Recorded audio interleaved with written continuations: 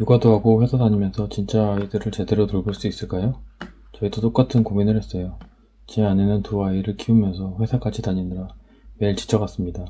아침부터 정신없이 아이들 챙기고 회사에서는 업무 스트레스 받고 집에 오면 또 육아. 얼굴이 점점 달라지더라고요. 그런데 어느 날 아내가 말했습니다. 그만두고 싶어. 그 말 듣는 순간 저는 고민할 필요가 없었어요. 바로 말했죠. 그만둬도 돼. 걱정하지 마. 왜냐면 이미 고시원 수익으로 안정적인 현금 흐름이 있었기 때문입니다. 월급이 끊겨도 흔들리지 않는 구조가 있으니까 가능한 선택이었어요. 만약 여러분도 비슷한 고민 중이시라면 고시원이 하나의 해결책이 될 수 있습니다. 솔직히 말해서 요즘 시대에 육아랑 직장을 동시에 완벽하게 해내는 건 거의 불가능에 가까워요. 특히 맞벌이 가정이면 더 그렇습니다. 아이 둘 이상이면 정말 전쟁이에요. 아침부터 아이 깨워서 준비시키고 어린이집이나 유치원 데려다주고 회사 가서 일하고 퇴근하면 다시 육아. 이게 매일 반복되면 사람 몸과 마음이 버틸 수가 없어요. 많은 분들이 워라밸 얘기하잖아요. 근데 현실은 워라밸은커녕 그냥 버티기의 연속인 경우가 더 많습니다.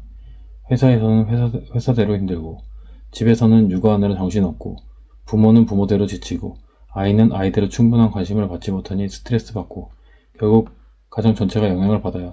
그래서 결론은 하나예요. 누군가는 시간을 확보할 수 있는 구조가 필요하다. 그런데 문제가 있죠. 퇴사를 하면 돈은 누가 벌어요? 퇴사를 하고 싶어도 직장을 그만두면 바로 수입이 줄어드니까 불안해서 못 그만두는 경우가 대부분이에요.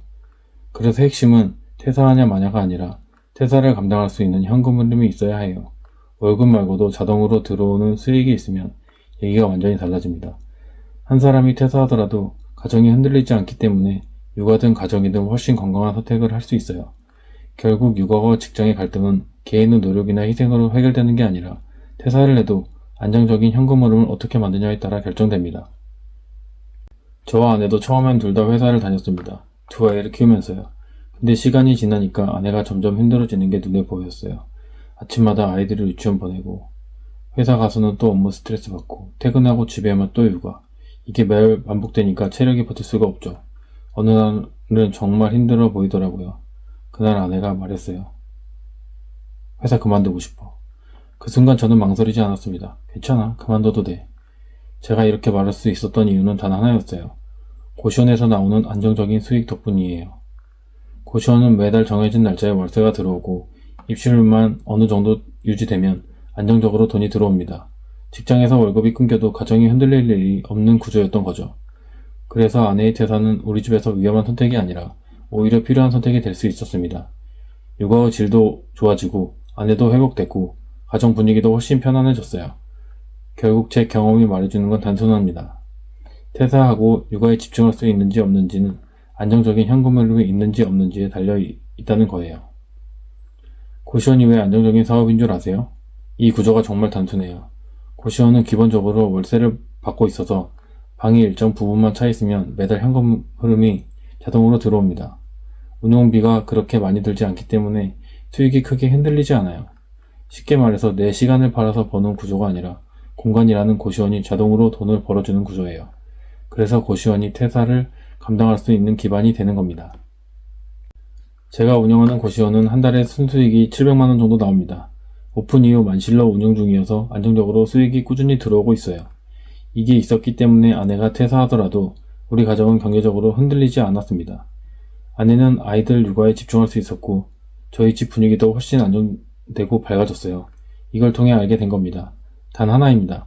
현금 흐름이 있으면 퇴사를 해도 안정적이고 삶이 편안해진다. 물론 고시원이 모든 사람에게 맞는 사업은 아닙니다. 초기 투자금이 들어가고 세입자 및 고시원 관리도 해야 하고 생각보다 신경 쓸 게 많아요. 아무나 쉽게 할 수 있는 사업은 절대 아닙니다. 모든 고시원이 오토 운영이 된다고 생각하면 안 되고 누가 운영을 어떻게 하느냐에 있습니다. 그래도 너무 걱정할 필요는 없습니다. 고시원이 아니더라도 에어비앤비, 단기 임대, 파티룸, 부동산 투자 등 더 작은 규모로도 현금 흐름 만드는 구조를 만들 수 있어요. 중요한 건 월급에만 의존하지 않고 선택할 수 있는 폭을 넓히는 겁니다.